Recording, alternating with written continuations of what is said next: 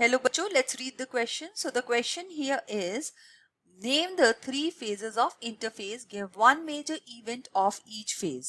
तो इसमें हमने जो मेजर की कॉन्सेप्ट यहाँ पे स्टडी करना है वो है सेल डिवीजन का।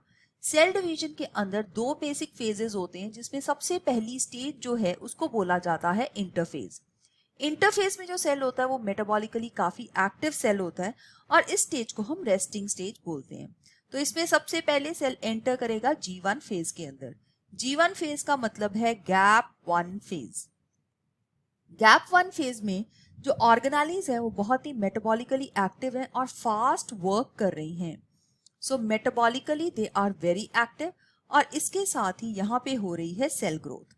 तो ये एक मेजर इवेंट जो है यहाँ पे हो रहा होता है। अब सेकेंड स्टेज है जो यहाँ पे इंटरफेज में, इसको बोलते हैं एस फेज। एस यहाँ पे स्टैंड करता है सिंथेटिक के लिए, तो इसको सिंथेटिक फेज भी बोला जाता है क्योंकि यहाँ पे डीएनए की रेप्लिकेशन हो रही है। डीएनए रेप्लिकेशन होनी जरूरी है बिकॉज अमाउंट ऑफ डीएनए जो है उसको बढ़ाना पड़ेगा ताकि डॉटर सेल्स में डिवाइड कर सके। सो अमाउंट ऑफ डीएनए इस स्टेज के अंदर डबल हो जाता है। तो यहाँ पे हम लिख सकते हैं अमाउंट ऑफ डीएनए डबल्स, लेकिन क्रोमोसोम नंबर फिर भी सेम ही रहेगा। और इसके बाद हमारे पास आ जाता है इसकी थर्ड स्टेज जिसको हम कहते हैं गैप 2 स्टेज, या जिसको हम G2 फेज भी बोल सकते हैं। तो गैप 2 स्टेज में जो इंपॉर्टेंट स्टेप्स हो रहे हैं वो है, सबसे पहले तो प्रोटीन की सिंथेसिस हो रही है क्योंकि प्रोटीन सिंथेसिस बहुत जरूरी है, मटेरियल को इंक्रीज करना है सेल के कॉन्स्टिट्यूएंट्स को ताकि वो डिवाइड कर सके।